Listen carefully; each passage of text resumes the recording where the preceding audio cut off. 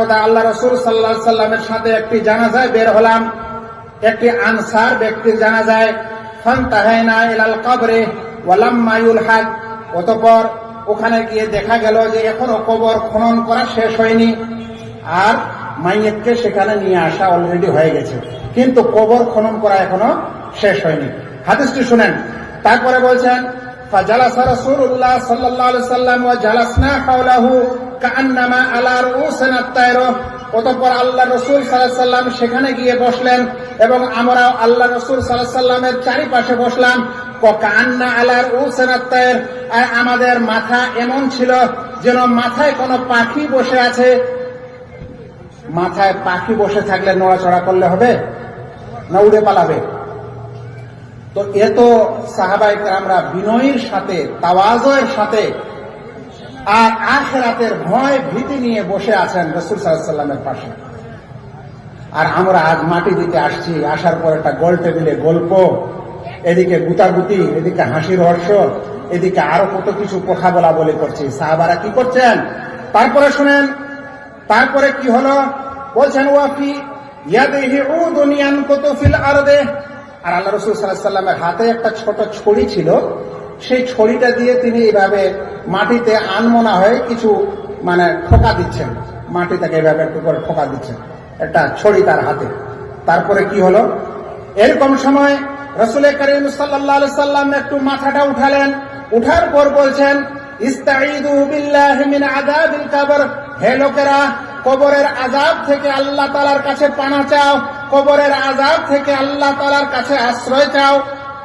2 বার কিংবা 3 বার আল্লাহ রাসূল সাল্লাল্লাহু আলাইহি সাল্লাম সকল লোককে কথা বললেন। বলার পর রাসূল করিম সাল্লাল্লাহু আলাইহি সাল্লাম বলছেন, ওয়া ইন্নাহু লা ইয়াসমাউ খাফতা নিআলিহিম ইদা ওয়াল্লাউ। শোনো লোকেরা, এই মাইয়িতকে যখন মাটি দিয়ে আমরা ফিরে যাই, তখন এই মাইয়িত আমাদের চপ্পলের আওয়াজ শুনতে পায়। দেখেন, এই সময় চপ্পলের আওয়াজ শুনতে পায়। আবার আমাদের কিছু বেরেলি ভাই আছে, ওরা বলবে কবর মে সব জিন্দা হতে हैं, কারণ এই হাদিস है ना, सुन रहा है, कहाँ के सुन रहा है। তো হাদিসটাতে কি বলা হলো? এই সময় শুনে না, সব সময় শুনে। তো হাদিসে বলা হচ্ছে এই সময় শুনে, আর ওরা বলছে না সব সময় শুনে। এটাই মুশকিল ব্যাপার। এই সময় কেন শোনানো হয়? এই সময় ওই মাইয়িতকে আফসোস করার জন্য, যে দেখো তোমার পৃথিবীতে সবাই ছিল, তোমার আত্মীয় স্বজন সবই ছিল, ওরা এখানে তোমাকে মাটি দিতেও এসেছিল, কিন্তু এখন আর তোমার কাছে কেউ নাই, এখন সবাই তোমাকে ছেড়ে চলে যাচ্ছে। রাসূল করিম সাল্লাল্লাহু আলাইহি সাল্লাম বলছেন, ও সাহাবারা শোনো, ওয়া ইন্নাহু লা ইয়াসমাউ খাফকানি আলাইহিম। এই সময় সে মাইয়িত এই মানুষের পায়ের আওয়াজ শুনতে পায়। ইযা ওয়াল্লাউ মুদবিরিন, যখন তারা ফিরে যায়। শোনো, তাদেরকে জিজ্ঞাসা করা হয়, মান রাব্বুকা।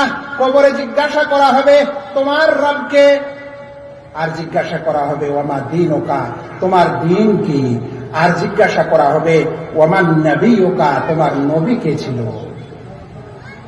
এখন আমাদের ওই যে বললাম কিছু ভাই আছেন, তারা এখন এই কবরের প্রশ্নটার উত্তরটা দুটাই লিখে দিয়ে দিন। কি করছে কবরে?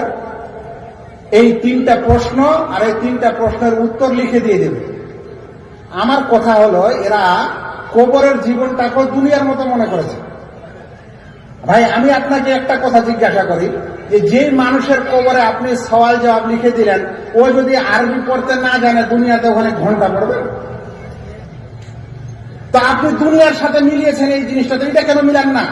যে ওই লোকটা তো আরবি পড়তে জানতো না, তো এখন কিভাবে পড়বে? তাহলে যদি পড়তেই পারে, তাহলে তো আরবি জানতোই না দুনিয়াতে, তো কিভাবে পড়বে?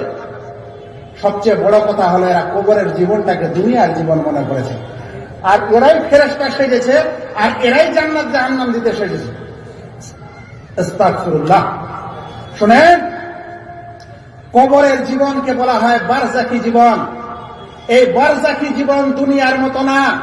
একটু আগে শুনলেন, যখন মাইয়িতকে কাঁধে করে নিয়ে যাওয়া হয় লাশকে, তখন লাশ বলে, যদি সে নেক লাশ হয়, যে কাদ্দেমুনি কাদ্দেমুনি, আমাকে নিয়ে চলো, আমাকে আগে নিয়ে চলো। কিন্তু যদি সে মানুষ নেককার না হয়, তাহলে বলে, কোথায় নিয়ে যাচ্ছ? আল্লাহ রসুল বলছেন এই আওয়াজ সবাই শুনতে পায়, মানুষ শুনতে পায় না। বলেন তো এটাও তো বারজাখী জীবনে এই মানুষটাকে এখন আমরা কাঁধে করে নিয়ে আছি, আর তাকে আমরা কখনো জড়িয়ে রেখেছি। ও এই কথা বলে, সহিহ বুখারীর হাদিস, কিন্তু তার মুখটা কি নড়ে? হ্যাঁ বলেন ভাই, মুখটা নড়ে নাকি? আওয়াজ কি শোনা যায়? তাহলে বুঝতে হবে বারজাখী জীবনের কথাবার্তা দুনিয়ার মতো না। তো ওই কবরে যে প্রশ্ন উত্তর হবে এটা দুনিয়ার মতো না। এই মাথাটা কেন এত মোটা করেছে? এইখানে ওই মানুষই উত্তর দিতে পারবে যে মানুষের ঈমান সঠিক। ও যদি আরবি পড়া নাও জানে, আর যদি ওর ঈমান নষ্ট হয়ে গেছে, কিংবা সে কাফের ও মুনাফিক, তাহলে সেই মানুষ যদি দুনিয়াতে পণ্ডিত হয় এবং সবচেয়ে বড় আরবি সাহিত্যিক হয়, তারপরেও সেই প্রশ্ন করতেও পারবে না, উত্তরও দিতে পারবে না। আল্লাহু আকবার।